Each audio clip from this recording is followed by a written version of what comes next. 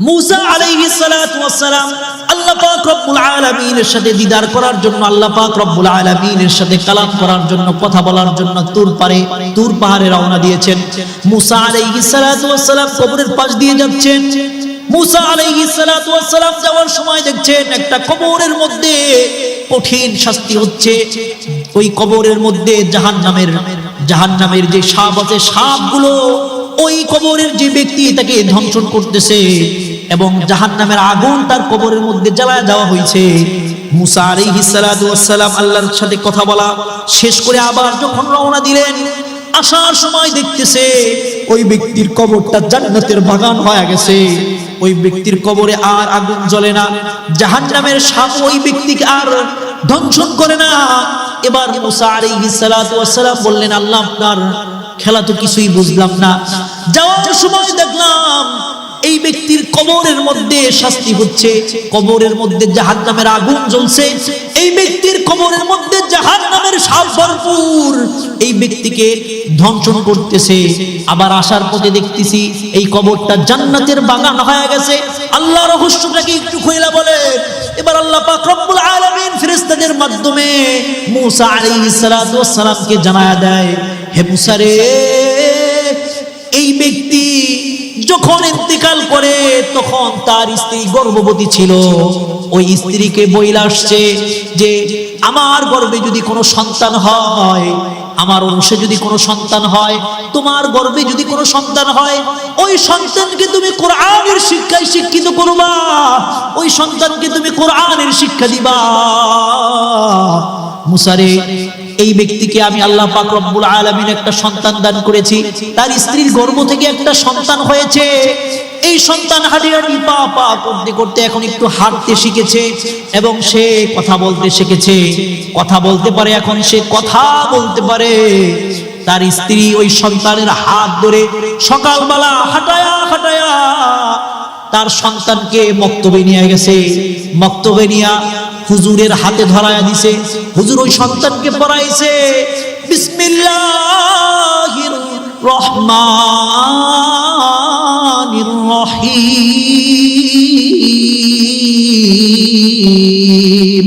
শুরু করে দিয়েছি মহান করুণাময় মহান রবের নামে, দয়ালু মহান আল্লাহর নামে শুরু করে দিয়েছি। मूसा তার সন্তান যখন আমি আল্লাহ পাক রব্বুল আলামিনকে রহমান বইলা যখন ডাক দিয়েছে, मूसा রে তার সন্তান যখন আমি রবকে যখন রহিম বইলা যখন ডাক দিছে, দয়ালু বইলা যখন ডাক দিছে, রহমান বইলা যখন ডাক দিছে, मूसा আমি আল্লাহ পাক রব্বুল আলামিন এরপরেও যদি তার বাবাকে যদি জাহান্নামের আগুনে জ্বালাই, তাহলে আমার রহমান এবং রহিম নামের যে বিশেষত্ব এটা আর থাকে না। আমি সাথে সাথে তার এই সন্তানের এই মুনাজাতকে কবুল করে, সন্তানের এই বিসমিল্লাহির রহমানির রহিমকে কবুল করে আমি সাথে সাথে তার কবরখানাকে জান্নাতের বাগান বানায় দিয়েছি। চিল্লায় বলেন সুবহানাল্লাহ। আমরা এখানে আসতে পেরে খুশি না বেজার? দেখেন এখানে যারা আমরা বসছি, আমাদের সম্পর্কে আল্লাহ রাসূল সাল্লাল্লাহু আলাইহি ওয়াসাল্লাম হাদিসে পাকের মধ্যে বলছেন, মাজতামাআ কওমুন আলা যিকরিন, যদি কোনো কওম আল্লাহ পাক রব্বুল আলামিনের স্মরণ করার জন্য একত্রিত হয়, মাজতামাআ কওমুন আলা যিকরিন, আল্লাহ পাক রব্বুল আলামিনের স্মরণের জন্য যদি আল্লাহ পাক রব্বুল আলামিনের জিকির আজকার করার জন্য যদি কোন কওম যদি একত্রিত হয়, ফাতাফাররাকু আনহু ইল্লা কিলা লাহুম কুমু মাগফুরান লাকুম, এই বান্দারা যখন মজলিস শেষ করে যখন উঠে যাবে, যখন তাদের উঠে যাওয়ার সময় হয়, শুরু থেকে যদি শেষ পর্যন্ত যদি এই কোরআনের মজলিসে যদি বসে বসে যদি কোরআনের আলোচনাগুলো শুনতে থাকে, ফেরেশতারা তাদেরকে বলে কুমু মাগফুরান লাকুম, তোমরা আল্লাহ পাক রব্বুল আলামিনের ক্ষমা প্রাপ্তশীল বান্দা হয়ে এরপরে উঠলা। চিল্লায় বলেন সুবহানাল্লাহ।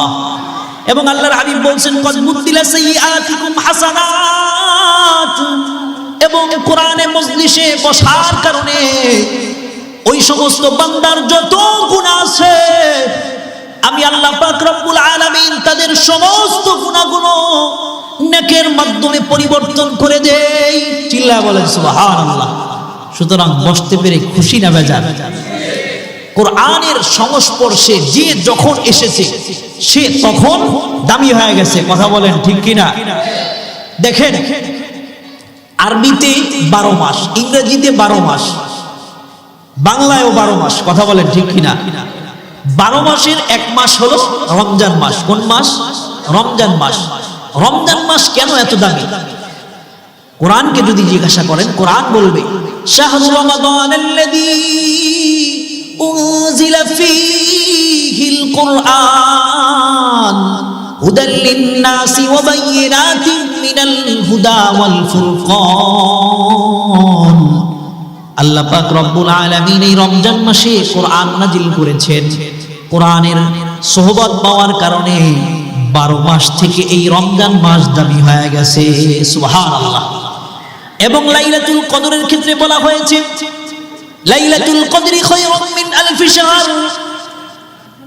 লাইলাতুল কদরি খায়রুম মিন আলফি শাহর, হাজার মাসের চেয়েও লাইলাতুল কদর একটি রাত, এই রাত্র উত্তম বেশি। কেন উত্তম? কারণ আল্লাহ পাক রব্বুল আলামিন বলেন ইন্না আনজালনাহু আই আল কুরআন ফি লাইলাতুল কদর। আমি আল্লাহ পাক রব্বুল আলামিন এই কোরআনকে লাইলাতুল কদরে নাজিল করেছি। সুবহানাল্লাহ। তা কোরআনের সংস্পর্শে যাওয়ার কারণে রমজান মাস দামি হয়ে গেছে। কোরআনের সংস্পর্শে যাওয়ার কারণে লাইলাতুল কদর এই রাত দামি হয়ে গেছে। কোরআনের সংস্পর্শে থাকার কারণে, কোরআন বহন করার কারণে জিবরিল আলাইহিস সালাতু ওয়াস সালাম সাইয়্যিদুল মালায়েকা হয়ে গেছেন, সমস্ত ফেরেশতাদের সরদার হয়ে গেছেন। কারণ তার দায়িত্ব ছিল আল্লাহ পাক রব্বুল আলামিন যেই ওহীগুলি করছেন, কোরআনের আয়াতগুলো আল্লাহর রাসূলের উপর অবতীর্ণ করছেন, ওই আয়াতগুলো আইনা আল্লাহর রাসূল সাল্লাল্লাহু আলাইহি ওয়াসাল্লাম পর্যন্ত পৌঁছায় দিয়েছে। এইজন্য জিবরিল আলাইহিস সালাতু ওয়াস সালাম সাইয়্যিদুল মালায়েকা হয়ে গেছে। সুবহানাল্লাহ। আবু বকর রাদিয়াল্লাহু তাআলা আনহু, ওমর রাদিয়াল্লাহু তাআলা আনহু, তাদের নাম শুনলে আমরা রাদিয়াল্লাহু তাআলা আনহু পড়ি। কেন? কারণ তারা কোরআনকে নিজেদের জীবনে ধারণ করে নিয়েছে, কোরআনকে নিজেদের মাইল ফলক হিসেবে গ্রহণ করেছে, কোরআনের সংস্পর্শে গিয়েছে। এই জন্য আবু বকর রাদিয়াল্লাহু তাআলা আনহু দামি হয়ে গেছে, ওমর রাদিয়াল্লাহু তাআলা আনহু দামি হয়ে গেছে। সুবহানাল্লাহ। সুতরাং আপনি আমিও এই 60-70 বছরের হায়াত যদি কোরআনের ছায়াতলে যদি থাকতে পারি, আপনার হায়াতটা যদি কোরআনের ছায়াতলে যদি কাটাইতে পারেন, তাহলে আপনি আমিও দামি হয়ে যাব। চিল্লায় বলেন ঠিক কিনা? ওমর রাদিয়াল্লাহু তাআলা আনহু, কিতাবের মধ্যে আসছে ওমর রাদিয়াল্লাহু তাআলা আনহু আল্লাহর হাবিব সাল্লাল্লাহু আলাইহি ওয়াসাল্লাম, তার বড় শত্রু ছিল ওমর রাদিয়াল্লাহু তাআলা আনহু এবং আবু জাহেল, দুইজনে বড় শত্রু ছিল। তখন ওমর রাদিয়াল্লাহু তাআলা আনহু ইসলাম ধর্ম গ্রহণ করে নাই। আল্লাহর হাবিব সাল্লাল্লাহু আলাইহি ওয়াসাল্লাম দোয়া করলেন, আল্লাহুম্মা আইজ্জিল ইসলাম বিআহাব্বি হাদাইনির রাজুলাইন। আল্লাহ, তোমার কাছে এই দুইজন ব্যক্তি প্রিয়, একজন হলো ওমর ইবনুল খাত্তাব আর একজন হলো আবু জাহাল। এই দুইজন ব্যক্তির মাধ্যমে তুমি ইসলামকে শক্তিশালী করো। যেই এই দুইজনের কোনো একজনের মাধ্যমে তুমি ইসলামকে শক্তিশালী করো। কিতাবের মধ্যে আসছে ওমর রাদিয়াল্লাহু তাআলা আনহু আল্লাহর রাসূল সাল্লাল্লাহু আলাইহি ওয়াসাল্লামকে তিরস্কার করার জন্য, আল্লাহর রাসূল সাল্লাল্লাহু আলাইহি ওয়াসাল্লামকে ডিস্টার্ব করার জন্য, আল্লাহর রাসূলের উপর নির্যাতন করার জন্য বাড়ি থেকে রওনা করেছে। আল্লাহর রাসূল সাল্লাল্লাহু আলাইহি ওয়াসাল্লামের কাছাকাছি যখন গিয়েছে, দেখে আল্লাহর রাসূল সাল্লাল্লাহু আলাইহি ওয়াসাল্লাম বাসা থেকে বের হয়ে হাঁটি হাঁটি পা পা করে আল্লাহর হাবিব সাল্লাল্লাহু আলাইহি ওয়াসাল্লাম কাবার দিকে যাচ্ছে, বাইতুল্লাহর দিকে যাচ্ছে। আল্লাহর হাবিব সাল্লাল্লাহু আলাইহি ওয়াসাল্লাম বাইতুল্লাহ গিয়ে নামাজে দাঁড়ায় গেলেন। ওমর রাদিয়াল্লাহু তাআলা আনহু তিনি পিছু নিয়েছেন, আল্লাহর হাবিব সাল্লাল্লাহু আলাইহি ওয়াসাল্লামের পিছু নিয়েছেন। আল্লাহর হাবিব সাল্লাল্লাহু আলাইহি ওয়াসাল্লামকে নির্যাতন করবেন, এটা ছিল তার মনোভাব। আল্লাহর হাবিব যখন নামাজে দাঁড়াইছেন, আল্লাহর হাবিব যখন কিরাত শুরু করছেন, আল্লাহর হাবিব সূরা হাক্কা শুরু করেছেন, আল হাক্কাতু মাল হাক্কা। আল্লাহর হাবিব ধারাবাহিকভাবে একের পর এক আয়াত পড়তেছে, একের পর এক আয়াত পড়তেছে। আল্লাহর হাবিব যখন পড়লেন, ইন্না ইন্নাহু লাকাউলু রাসূলিন কারীম ওয়া মা হুয়া বিকাউলি শাইর কলিলাম মা তুমিনুন। ওমর রাদিয়াল্লাহু তাআলা আনহু তখন ইসলাম ধর্ম গ্রহণ করে নাই, তখনও তিনি রাদিয়াল্লাহু তাআলা আনহু নাই। এই ওমর মনে মনে বলতেছে, আরে মুহাম্মদ কত সুন্দর ধারাবাহিকভাবে পড়তেছে, আল হাক্কাতু মাল হাক্কা ওয়া মা আদরাকা মাল হাক্কা। আরে আয়াতের মধ্যে কত সুন্দর মিল, কবিরা যে এরকম ভাবে কবিতা একের পর এক মিলায়া মিলায়া ছন্দের সাথে মিলায়া মিলায়া কবিতা বলে। আরে মুহাম্মদ তো একজন কবি, এই জন্যই মুহাম্মদ কত সুন্দর মিলায়া মিলায়া আয়াত পড়তেছে, মিলায়া মিলায়া আয়াত পড়তেছে। ওমর এটা মনে মনে বলতেছে। আল্লাহর রাসূল যখন আল হাক্কা সূরার দ্বিতীয় পৃষ্ঠায় যখন বললেন, ইন্নাহু লাকাউলু রাসূলিন কারীম, না না এটা কোনো মানুষের কথা না, না না এটা কোনো কবির কথা না, ইন্নাহু লাকাউলু রাসূলিন কারীম, এটা হলো সম্মানিত রাসূলের কথা। এই কথা যখন আল্লাহর রাসূল যখন তেলাওয়াত করলেন, ওমা হুয়া বিকাউলি শাইর কলিলাম মা তুমিনুন, না না এটা কোনো কবির কথা না, খুব কম সংখ্যক মানুষ এর উপর ঈমান আনবে। এবার ওমর মনে মনে বলতেছে, আরে মুহাম্মদকে তো আমি কবি বললাম মনে মনে, কিন্তু মুহাম্মদ কিভাবে এটা বুঝতে পারলো যে আমি তাকে কবি বলেছি? সে তো এই আয়াতটাই পড়লো, ওয়া মা হুয়া বিকাউলি শাইর কলিলাম মা তুমিনুন, না এটা কোনো কবির কথা না, এটা কোনো কবির কথা না। তাই আমি যেটা মনে মনে বললাম মুহাম্মদ এটা কিভাবে বুঝতে পারলো? এবার ওমর বলতেছে, মুহাম্মদ কোনো কবি না, না না মুহাম্মদ কবি হতে পারে না, মুহাম্মদ একজন গণক। এই ব্যক্তি গণক, যেহেতু আমার মনের খবর বইলা দিছে, সুতরাং মুহাম্মদ একজন গণক। এবার আল্লাহর রাসূল সাল্লাল্লাহু আলাইহি ওয়াসাল্লাম আয়াত পড়তেছেন, ওমা হুয়া বিকাউলি কাহিন কলিলাম মা তাযাক্কারুন। এবার আল্লাহর রাসূল আয়াত পড়লেন, ওমা হুয়া বিকাউলি কাহিন, না না এটা কোনো কাহিনের কথা না, না না এটা কোনো গণকের কথা না, কলিলাম মা তাযাক্কারুন, খুব কম সংখ্যক মানুষ উপদেশ গ্রহণ করবে। এবার ওমর মনে মনে বলতেছে, আরে মুহাম্মদ তো এটাও বলে দিল যে আমি মনে মনে বলছি মুহাম্মদ গণক, মুহাম্মদ তো এটাও বলে দিল।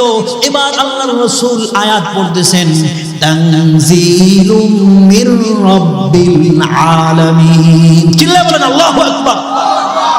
আল্লাহর হাবিব বললেন, তানজিলুম মির রাব্বিল আলামিন, না এটা কোনো গণকেরও কথা না, এটা কোনো কবিরও কথা না, এটা হলো তানজিলুম মির রাব্বিল আলামিন, বিশ্বজগতের প্রতিপালক মহান রবের পক্ষ থেকে নাজিলকৃত কিতাব। চিল্লায়ে বলেন সুবহানাল্লাহ। এটা কার কোরআন? আরবে তখন অনেক জ্ঞানী গুয়ানী শিক্ষিত মানুষজন ছিল।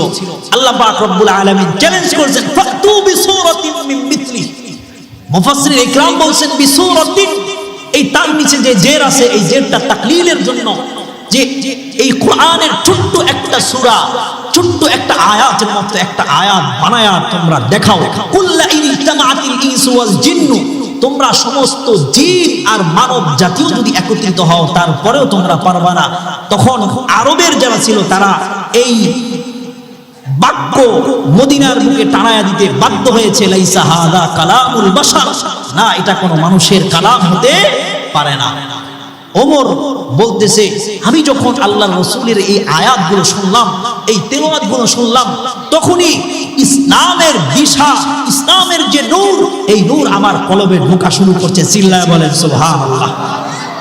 ওমর শান্ত মন নিয়ে বাড়িতে ফিরে গেছে। মুহাম্মদ সাল্লাল্লাহু আলাইহি ওয়াসাল্লামের উপর কোনো ধরনের নির্যাতন করে নাই। কয়েকদিন পরে আবার ওমরের মেজাজ খারাপ হয়ে গেছে। মুহাম্মদ কি শুরু করেছে?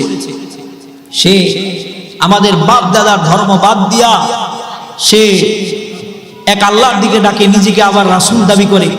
সে কি পেয়েছে? তাকে আর এই দুনিয়ার মধ্যে থাকতে দেওয়া যাবে না। এবার ওমর ঘোড়ায় সাওয়ারি হয়ে কোষমুক্ত তরবারি নিয়ে ওমর রওনা করেছে মুহাম্মদ সাল্লাল্লাহু আলাইহি ওয়াসাল্লামের বাড়িতে। মুহাম্মদকে আর দুনিয়ার মধ্যে থাকতে দিবে না, মুহাম্মদকে আর জমিনের মধ্যে থাকতে দিবে না। এই হলো তার প্রতিজ্ঞা, এই হলো তার আশা। ওমর যখন পথ ধরে যখন রওনা করছে, কিছু দূর যাওয়ার পরে এবার এক লোকের সাথে দেখা হয়েছে। এই লোক বলতেছে, ওমর তুমি কোথায় যাও? বলতেছে, মুহাম্মদ যিনি নিজেকে নবী দাবি করেন তিনি বলেন তার উপর নাকি আল্লাহর পক্ষ থেকে কিতাব নাজিল হয়েছে। এই মুহাম্মদ আমাদের বাপ দাদার ধর্ম, এই বাপ দাদার ধর্মকে বাদ দিয়ে ইসলাম নামক এক ধর্মের দিকে মুহাম্মদ আহ্বান করে, মানুষদেরকে আহ্বান করে। এই মুহাম্মদকে আর দুনিয়ার মধ্যে থাকতে দেওয়া হবে না। এবার ওই লোক বলতেছে, আরে নিজের ঘরের খবর লই শুনি, তোমার ঘরের খবর লই শুনি। আরে তুমি তো মুহাম্মাদের বিরুদ্ধে উঠে পড়ে লেগেছো। আরে তোমার ঘরের মধ্যেই তো তুমি যেই ধর্ম গ্রহণ করেছো, তুমি যেই ধর্ম পালন করো, এই ধর্মের বিপরীতে বদ্দিন হয়ে গেছে। তোমার বোন আর বোন জামাই বদ্দিন হয়ে গেছে। অর্থাৎ তোমরা যেই ধর্মের উপর আছো এই ধর্মের উপর আর তারা নাই, তারা ইসলাম ধর্ম গ্রহণ করেছে। এবার ওমর খুব রাগে ক্রোধে মুহাম্মদ সাল্লাল্লাহু আলাইহি ওয়াসাল্লামের বাড়ির দিকে না গিয়ে তার বোনের বাড়ির দিকে রওনা করেছে, তার ভগ্নিপতির বাড়ির দিকে রওনা করেছে। বাড়িতে যখন গিয়েছে, ওই বাড়িতে খাব্বাব রাদিয়াল্লাহু তাআলা আনহু তিনি তার বোনকে আর তার বোন জামাইকে কোরআনের তালিম দিচ্ছিলেন।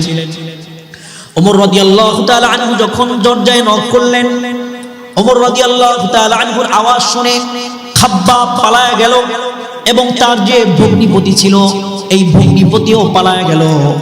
আর তার যে বোন ছিল, এই বোন কোরআনের যেই পাণ্ডুলিপি ছিল এই পাণ্ডুলিপিটাকে আস্তে করে গুজায়া রাখছে, কোরআনের পাণ্ডুলিপিটাকে আস্তে করে লুকায়া রাখছে, তার সামনে দেয় নাই। এবার বলতেছে, তোমরা কি করো এখানে? তোমরা নাকি ইসলাম ধর্ম গ্রহণ করেছো, বাপ দাদার ধর্ম ত্যাগ করে নাকি অন্য কোন ধর্ম গ্রহণ করেছো? এবার বলতেছে, এবার খাব্বাব রাদিয়াল্লাহু তাআলা আনহু বলতেছে যে তুমি যদি তোমার ধর্ম যদি ভুল হয়ে থাকে, তুমি তোমার যে ধর্মের উপর আসো এই ধর্ম যদি ভুল হয়ে থাকে, তাহলে কি তুমি এই ধর্ম মাইনা নিবা? এই ধর্ম কি তুমি তরক করবা না? তিনি এই কথা বলেই বলছেন, আশহাদু আল্লা ইলাহা ইল্লাল্লাহু ওয়া আশহাদু আন্না মুহাম্মাদান আবদুহু ওয়া রাসূলুহু। ওমর যখন এই কালিমা শুনছে তখন ওমরের হৃদয়ের মধ্যে সাড়া দিয়েছে। ওমর বলতেছে, তোমরা কোরআনের যে পাণ্ডুলিপি পড়েছো ওই পাণ্ডুলিপি আমার হাতে দাও। এবার তার বোন বলতেছে, না না, তুমি অপবিত্র, তোমার হাতে দেওয়া হবে না, তুমি অপবিত্র, তুমি পবিত্র হয়ে আসো, এরপরে কোরআনের পাণ্ডুলিপি তোমার হাতে দেওয়া হবে। এরপরে ওমর রাদিয়াল্লাহু তাআলা আনহু গিয়ে গোসল করে আসলেন, পবিত্র হয়ে আসলেন। পবিত্র হওয়ার পরে যখন ওমর রাদিয়াল্লাহু তাআলা আনহুর সামনে খাব্বাব রাদিয়াল্লাহু তাআলা আনহু কিতাবের মধ্যে আসছে যে সূরা তাহা তেলাওয়াত করতেছিলেন, তেলাওয়াত করতে করতে যখন ইন্নী আনা রাব্বুকা ফাখলা'না আলাইক ইন্নাকা বিল ওয়াদিল মুকদ্দাসি তুওয়া ওয়া আনা ইখতারতুকা ফাসতামি' লিমা ইউহা ইন্নানী আনা আল্লাহ লা ইলাহা ইল্লা আনা ফা'বুদনি ওয়া আকিমিস সালাতা লিযিকরি। ওমর রাদিয়াল্লাহু তাআলা আনহুর কানে যখন এই আওয়াজ গেল, ইন্নানী আনাল্লাহ, আমি একমাত্র আল্লাহ, লা ইলাহা ইল্লা আনা ফা'বুদনি, আমি ছাড়া আর কোনো ইলাহ নাই, সুতরাং তোমরা আমার ইবাদত করো। ওয়া আকিমিস সালাতা লিযিকরি, এবং তোমরা আমার স্মরণে নামাজ কায়েম করো। ওমর রাদিয়াল্লাহু তাআলা আনহু সাথে সাথে পড়ে উঠলেন, আশহাদু আল্লা ইলাহা ইল্লাল্লাহু ওয়া আশহাদু আন্না মুহাম্মাদান আবদুহু ওয়া রাসূলুহু।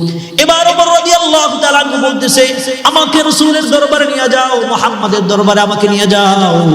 ওমর রাদিয়াল্লাহু তাআলা আনহু তরবারি কোষমুক্ত ছিল, কোষের মধ্যে তরবারি ঢুকায়া ঘোড়ায় সাওয়ার হয়ে মুহাম্মদ সাল্লাল্লাহু আলাইহি ওয়াসাল্লামের পথের দিকে রওনা হয়েছে। ওমর রাদিয়াল্লাহু তাআলা আনহু যখন মুহাম্মদ সাল্লাল্লাহু আলাইহি ওয়াসাল্লামের গৃহের নিকট যখন পৌঁছেছে, আল্লাহর রাসূল সাল্লাল্লাহু আলাইহি ওয়াসাল্লামের সামনে বেশ কিছু সাহাবায়ে কেরাম ছিলেন। ওমর যখন ঘরে নক করেছে, ভিতর থেকে আওয়াজ আসলো, কে? বলছে মান আনতা, ভিতর থেকে বলতেছে তুমি কে? এবার ওমর রাদিয়াল্লাহু তাআলা আনহু বলছে আনা উমর ইবনুল খাত্তাব, আমি উমর ইবনুল খাত্তাব। এবার হানজালা রাদিয়াল্লাহু তাআলা আনহু আওয়াজ দিয়া বলতেছে, সকলে ভয় পেয়ে গেছে, কারণ ওমর তো আল্লাহর রাসূলের দুশমন, তখন ইসলাম ধর্ম গ্রহণ করে নাই, মানে তারা জানে না যে ওমর ইসলাম ধর্ম গ্রহণ করেছে। এবার হানজালা রাদিয়াল্লাহু তাআলা আনহু বলতেছে, ওমর তুমি যদি সৎ ইচ্ছা নিয়ে যদি থাকো, আমাদের কাছে যদি এসে থাকো সৎ ইচ্ছা নিয়ে, উত্তম ব্যবহারের নিয়তে যদি আমাদের কাছে আসো, তাহলে আমরাও তোমার সাথে উত্তম ব্যবহার করব। আর যদি কোনো অসৎ উদ্দেশ্য নিয়ে আসো, তাহলে আমিও কিন্তু তোমাকে তোমার প্রাপ্য বুঝাইয়া দিব। আল্লাহর রাসূল সাল্লাল্লাহু আলাইহি ওয়াসাল্লাম বললেন, হানজালা তুমি থামো। আল্লাহর রাসূল দোয়া করলেন আল্লাহর কাছে, আল্লাহুম্মা আইজ্জিল ইসলাম, আল্লাহুম্মা আইজ্জিল ইসলাম বিউমর ইবনুল খাত্তাব। আল্লাহ আপনি এই লোকের মাধ্যমে, ওমর ইবনুল খাত্তাবের মাধ্যমে ইসলামকে শক্তিশালী করেন। আল্লাহর রাসূল দরজাটা খোলার আগেই দোয়া পড়লেন, আল্লাহুম্মা আইজ্জিল ইসলাম, আল্লাহ আপনি ইসলামকে শক্তিশালী করেন ওমর ইবনুল খাত্তাবের মাধ্যমে। আল্লাহর রাসূল যখন দরজাটা খুললেন, ওমর রাদিয়াল্লাহু তাআলা আনহু আল্লাহর রাসূলকে বুকে জড়ায়া পয়রা নিল, আশহাদু আল্লাহ ইলাহা ইল্লাল্লাহু ওয়া আনতা রাসূলুল্লাহ। চিল্লায়া বলেন সুবহানাল্লাহ। ওমর রাদিয়াল্লাহু তাআলা আনহু পয়রা নিয়েছে, সাথে সাথে আশহাদু আল্লা ইলাহা ইল্লাল্লাহ, আমি সাক্ষ্য দিচ্ছি আল্লাহ ছাড়া কোনো ইলাহ নাই, ওয়া আনতা রাসূলুল্লাহ, আর আপনি হলো আল্লাহর রাসূল। সুবহানাল্লাহ। এই যে ওমর রাদিয়াল্লাহু তাআলা আনহু ইসলাম ধর্ম গ্রহণ করলেন, কিসের বরকতে? কোরআনের বরকতে। চিল্লায় কোন কিসের বরকতে? কোরআনের বরকতে। ওমর রাদিয়াল্লাহু তাআলা আনহুকে আল্লাহ পাক রব্বুল আলামিন এমন দামি বানাইছেন, কিয়ামত পর্যন্ত যত মানুষ ওমর রাদিয়াল্লাহু তাআলা আনহুর নাম শুনবে, তারা সকলেই তার নামের পরে পরে রাদিয়াল্লাহু তাআলা আনহু। আর আবু জাহেল কোরআনের বাণীগুলো শুনছে, কিন্তু ইত্তাখাযা হাযাল কুরআন মাহজুরা, এই আবু জাহেল কোরআনকে পরিত্যক্ত হিসেবে গ্রহণ করেছে। এই জন্যই আবু জাহেলের পূর্বের নাম ছিল আবুল হেকাম, জ্ঞানীদের পিতা। এই জ্ঞানীদের পিতা হওয়া সত্ত্বেও কোরআনকে গ্রহণ না করার কারণে আবু জাহেল নামে উপাধি পেয়েছে, খেতাব পেয়েছে, এবং তার নাম শোনার পরে আমরা সকলেই বলি লানাতুল্লাহি আলাইহি। কোরআনের সাথে যত আপনার মহব্বত হবে, আল্লাহ পাক রব্বুল আলামিন আপনাকে তত দামি বানায় দিবে। মুমিনের গুণ কি? আমি যে আয়াত তেলাওয়াত করেছি, আল্লাহ পাক রব্বুল আলামিন বলেছেন, ইন্নাল্লাযীনা ইয়াতলুনা কিতাবাল্লাহ ওয়া আকামুস সালাতা ওয়া আনফাকু মিম্মা রাযাকনাহুম সিররান ওয়া আলানিয়াতান ইয়ারজুনা তিজারাতান লান তাবুর। আল্লাহ পাক রব্বুল আলামিন বলেছেন, দুনিয়ার মধ্যে এমন কিছু বান্দা আছে, ইন্নাল্লাযীনা ইয়াতলুনা কিতাবাল্লাহ, যারা আমি আল্লাহ পাক রব্বুল আলামিনের কিতাব তেলাওয়াত করে, ফজরের নামাজের পরে কোরআন তেলাওয়াত করে, মাগরিবের নামাজের পরে কোরআন তেলাওয়াত করে, চাকরিতে আছে যখন অবসরে আছে কোরআন তেলাওয়াত করে, আবার যখন দোকানপাট করে যখন অবসরে আছে কোরআন তেলাওয়াত করে, কোরআনকে এত এত মহব্বত করে।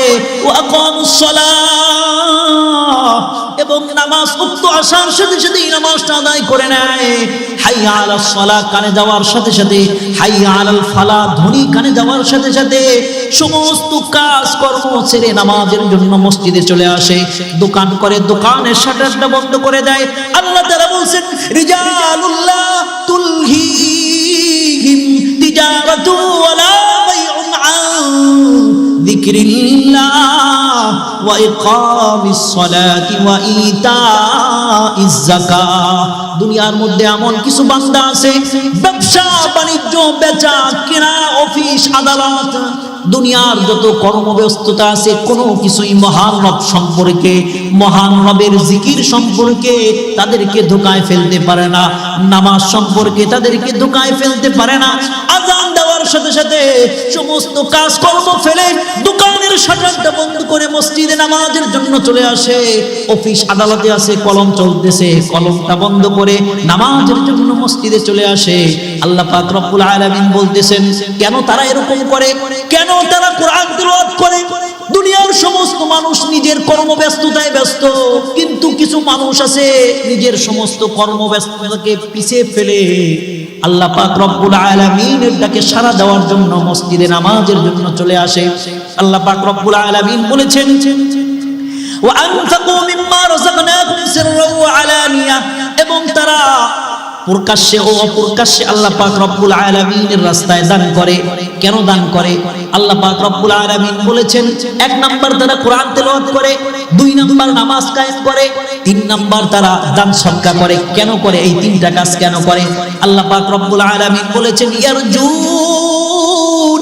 তিজারাতান লা তাবুর।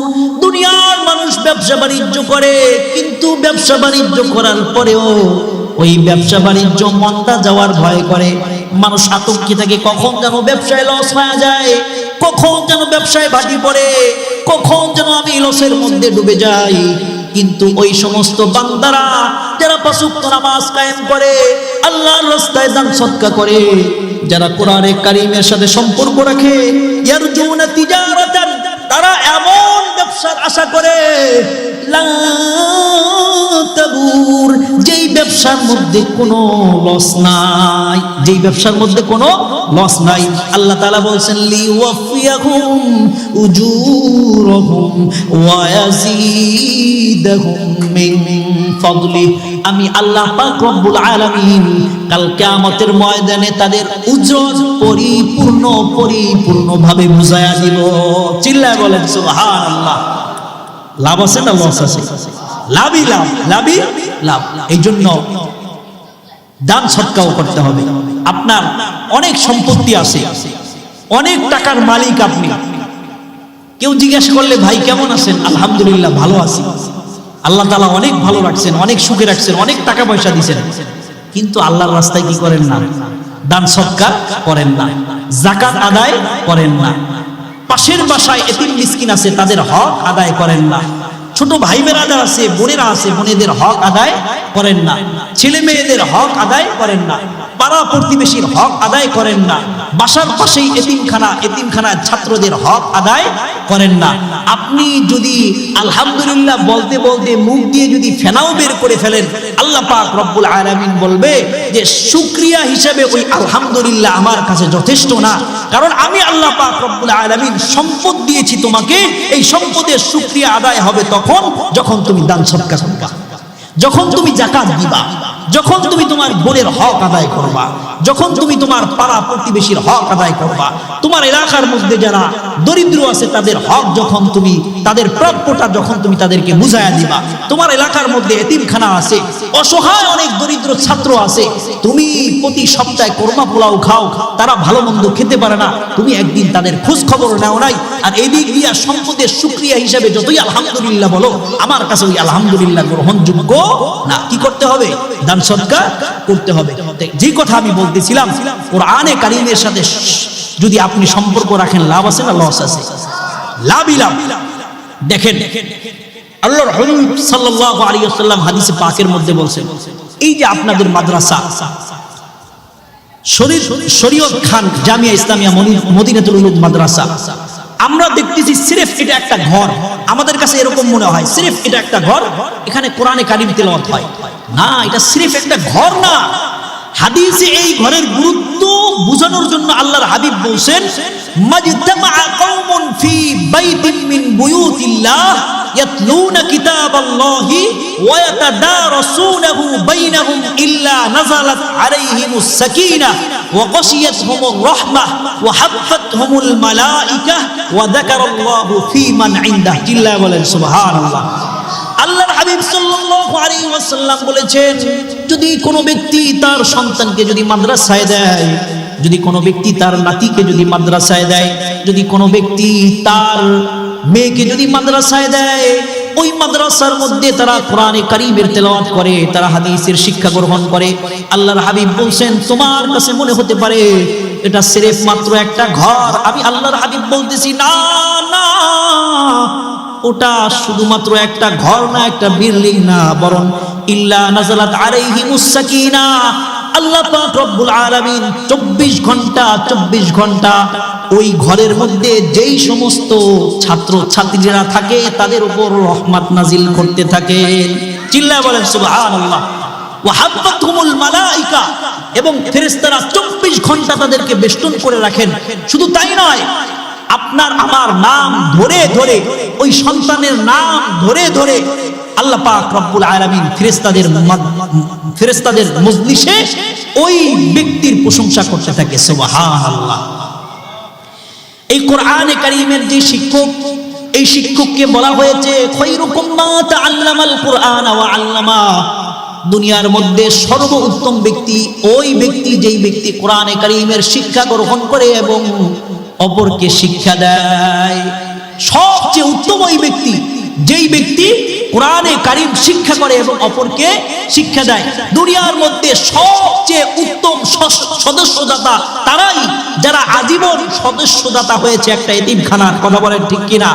দুনিয়ার মধ্যে সর্বোত্তম কমিটি তারাই যারা মাদ্রাসার কমিটি, যারা মসজিদের কমিটি, যারা কোরআনের কমিটি, যারা কোরআনের শিক্ষার্থীদের কমিটি। কথা বলেন ঠিক কিনা?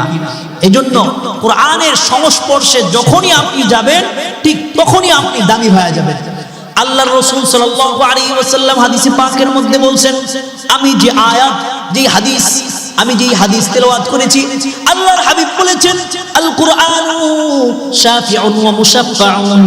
এই কোরআনে কারীম একজন শাফায়াতকারী, ওয়া মুশাফফাউন, এবং কোরআনে কারীমের শাফায়াত কাল কিয়ামতের ময়দানে আল্লাহ পাক রব্বুল আলামিন গ্রহণ করবেন।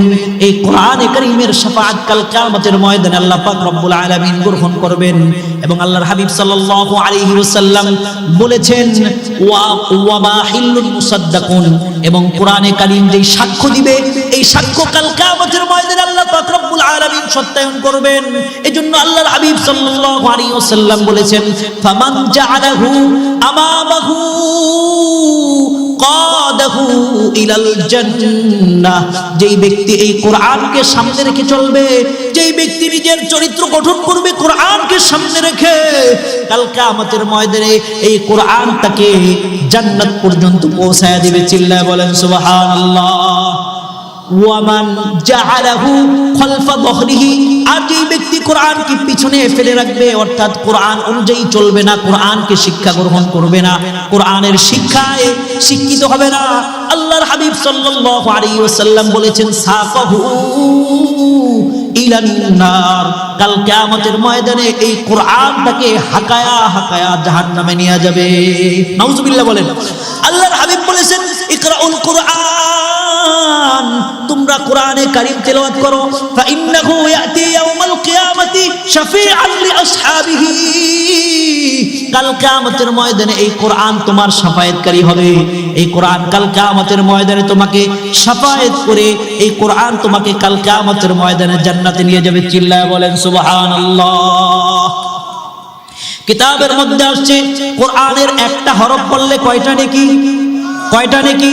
10টা নেকি।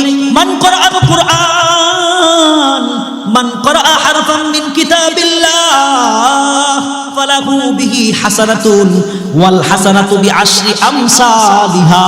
আল্লাহর হাবিব সাল্লাল্লাহু আলাইহি ওয়াসাল্লাম বলেছেন, যেই ব্যক্তি কোরআনের একটা হরফ তেলাওয়াত করবে, ফালাহু বিহি হাসানাতুন, তার জন্য একটা নেকি, ওয়াল হাসানাতু বিআশরি আমসালিহা, আর একটা নেকিকে আল্লাহ পাক রব্বুল আলামিন 10 গুণ বাড়ায়া দিবে। লা আকুলু, আল্লাহর হাবিব বলতেছেন, আমি বলতেছি না, আলিফ লাম মিম হারফুন, এই তিনটা আলিফ লাম মিম, এই তিনটা মিলে একটা হরফ। আমি এটা বলতেছি না, আল্লাহর হাবিব বলতেছেন আলিফুন হারফুন, আলিফ একটা হরফ, লাম একটা হরফ, এবং ওয়া মিমুন হারফুন, মিমও একটা হরফ।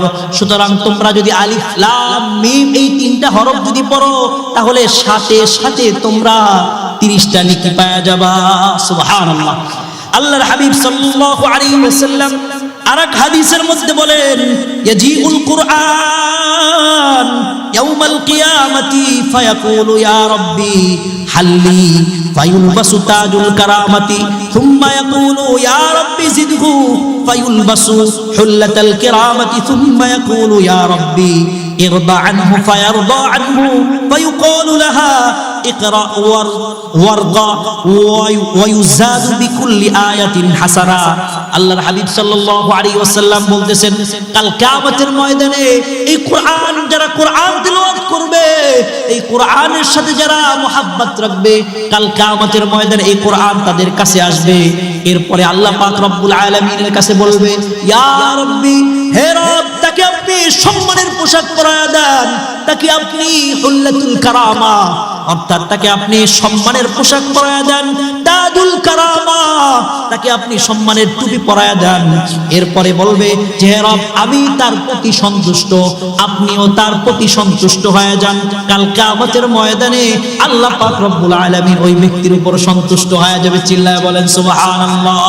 ফায়ুকালু লাহা ইকরা ওয়ারকা, আল্লাহ পাক রব্বুল আলামিন বলবেন, তুমি একটা একটা আয়াত পড়ো আর এক এক তারা কইরা উপরে উঠতে থাকো। চিল্লায় বলেন সুবহানাল্লাহ। যেই কয়টা আয়াত পড়বে, ওই কয়তলা উপরে ওই ব্যক্তি কাল কিয়ামতের ময়দানে উঠতে থাকবে। সুবহানাল্লাহ। সুতরাং কোরআন পড়লে লাভ না লস? কোরআন পড়লে লাভ না লস? হ্যাঁ, এই কোরআনকে যদি আপনি আমি যদি নিজের জীবনের আদর্শ হিসেবে যদি মেনে নিতে পারি, তাহলে কাল কিয়ামতের ময়দানে এই কোরআন আপনার আমার জন্য সুপারিশ করবে।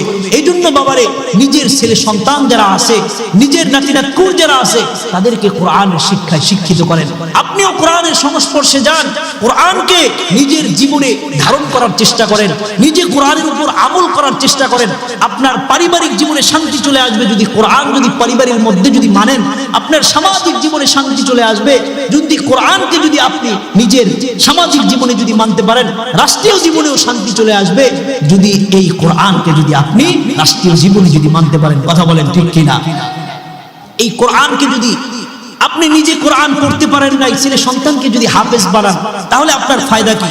দেখেন, হাদিসের মধ্যে আসছে, আল্লাহর হাবিব সাল্লাল্লাহু আলাইহি ওয়াসাল্লাম বলেছেন যে মান ক্বারাআল কুরআন ওয়া তাআল্লামাহু, যেই ব্যক্তি কোরআন পাঠ করবে, ওয়া তাআল্লামাহু, এবং কোরআনকে শিক্ষা করবে, ওয়া আমিলা বিহি, এবং কোরআনের উপর আমল করবে, উলবিসা ইয়াউমাল কিয়ামাতি তাজান মিন নূরিন দাউহু মিথলু দাউইশ শামসি, কাল কিয়ামতের ময়দানে ওই ব্যক্তিকে নূরের পোশাক আল্লাহ পাক রব্বুল আলামিন পরায়া দিবে। ওই ব্যক্তিকে পরায়া দিবে নূরের পোশাক।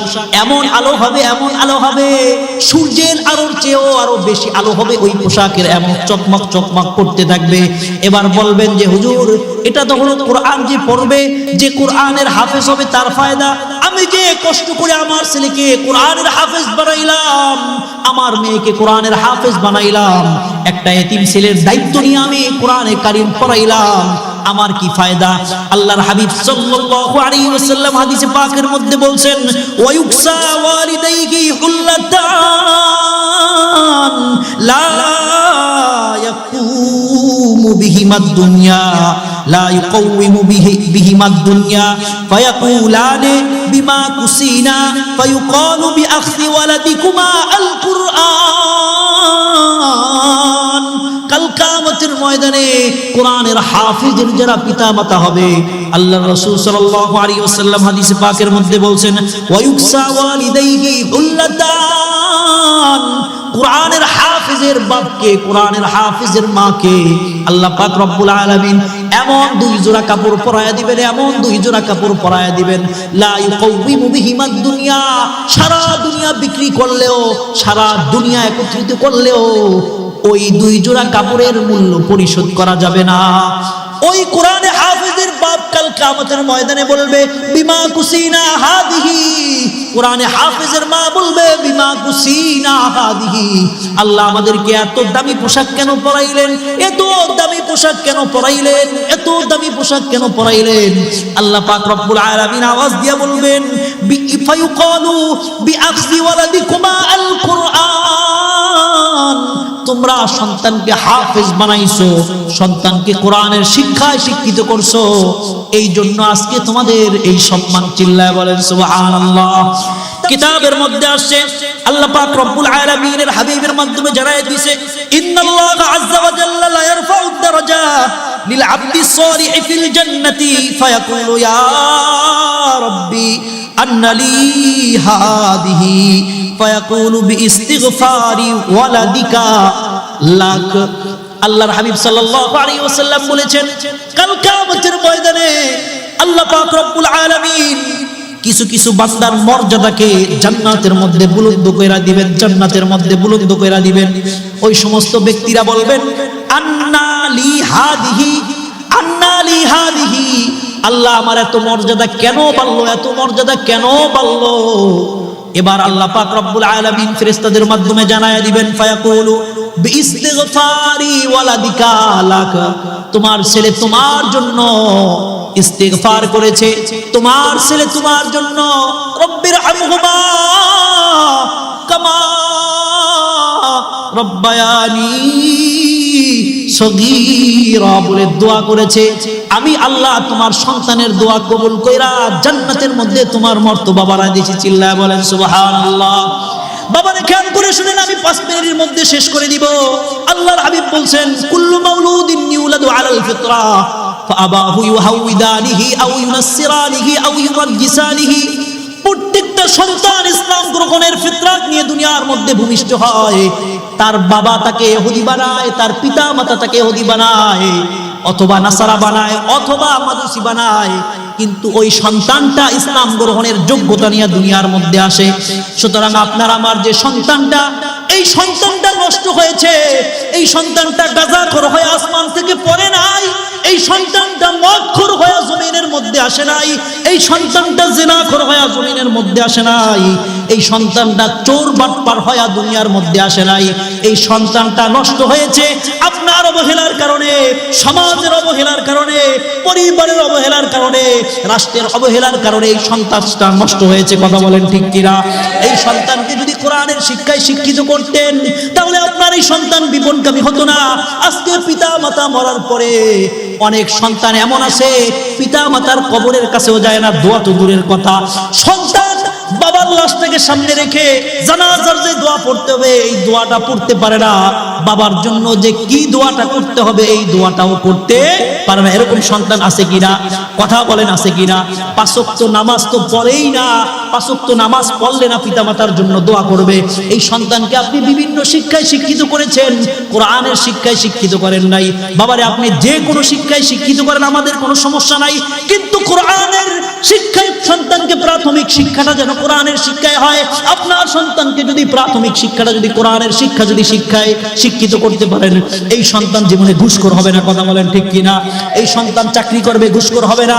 এই সন্তান চাঁদাবাজ হবে না। কথা বলেন ঠিক কিনা? এই সন্তান অন্যের উপর অন্যায়ভাবে কখনো জুলুম করবে না। এই সন্তান অন্যের মাল আত্মসাৎ করবে না, কারণ তার মধ্যে কোরআনের দিশা আছে, কোরআনের হেদায়েত আছে। কথা বলেন ঠিক কিনা?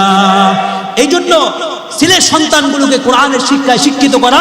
আর আপনাদেরকে অনুগ্রহভাবে আমি বলে যাব, আল্লাহ পাক রব্বুল আলামিন এই কোরআনকে নাজিল করেছেন লিউনদিরা মান কানা হাইয়া, জীবিত মানুষকে সতর্ক করার জন্য আল্লাহ পাক রব্বুল আলামিন এই কোরআনকে নাজিল করেছে। পিতা মাতা মরার পরে, ছেলে সন্তান মরার পরে এই পিতা মাতাকে জান্নাতে পাঠানোর জন্য আমাদের যে কত চেষ্টা মেহনত, এই চেষ্টাটুকু যদি জীবদ্দশায় যদি থাকতো, আমি গ্যারান্টি দিয়ে বলতে পারি ওই পিতা মাতা অবশ্যই জান্নাতি হয়ে যেত। কথা বলেন ঠিক কিনা? মরার পরে 10 মসজিদের 10 জন হুজুরকে দাওয়াত দিয়া কোরআন খতম করায়, এতিম খাওয়ায়, কত যে কষ্ট, কত মেহনত, পিতাকে কেমনে জান্নাতে পাঠানো যায়। আরে ভাই, এতটুকু চিন্তা যদি আপনার পিতা জীবদ্দশায় যখন ছিল তখন যদি থাকতো, এই পিতা যখন নামাজ কালাম পড়ে নাই, তাকে নামাজ কালামের আদেশ করতেন, পিতা দান সৎকা করে নাই, পিতাকে দান সৎকার প্রতি যদি উদ্বুদ্ধ করতেন, যাকাত দেয় নাই, যাকাত দেওয়ার জন্য যদি উদ্বুদ্ধ করতেন, তাহলে এই পিতা বিপদগামী হতো না। এখন মারা গেছে, এখন আপনি জান্নাতে যাওয়ার জন্য পিতাকে কিভাবে জান্নাতে পাঠানো যায় আপনি তদবির শুরু করেছেন। এই তদবির কোন কোরআনকে মানবো ইনশাআল্লাহ। আর আমাদের যারা কচি কাঁচা যারা বাচ্চা আছে, এই যে মাদ্রাসা আছে শরীয়ত খান মাদ্রাসা, এই মাদ্রাসা আমরা দিব ইনশাআল্লাহ। কাল কিয়ামতের ময়দানে যদি নাজাত পেতে হয় তাহলে কোরআনকে বুকে ধারণ করতে হবে এবং ছেলে সন্তানগুলোকে, নাতিনাতকুরগুলোকে কোরআনের শিক্ষায় শিক্ষিত করতে হবে ইনশাআল্লাহ। আমরা সকলে রাজি আছি ইনশাআল্লাহ। আল্লাহ পাক রব্বুল আলামিন সকলকে এই তৌফিক দান করুক এবং আমার উস্তাদ মুফতি হেলাল উদ্দিন সাহেব দামাত বারাকাতুহুল আলিয়া হুজুরকে আল্লাহ পাক রব্বুল আলামিন নেক হায়াত দান করুক। আমার মতো এরকম শত শত ছাত্র বাংলার প্রত্যেকটা প্রান্তে হুজুরের আছে আলহামদুলিল্লাহ। আপনারা হুজুরকে পেয়েছেন, হুজুরকে আপনাদের জন্য নিয়ামতে গায়রে মুতারাক্কাবা, আপনাদের জন্য নিয়ামত, আপনাদের জন্য হুজুর কি নিয়ামত, এটা নিয়ামত।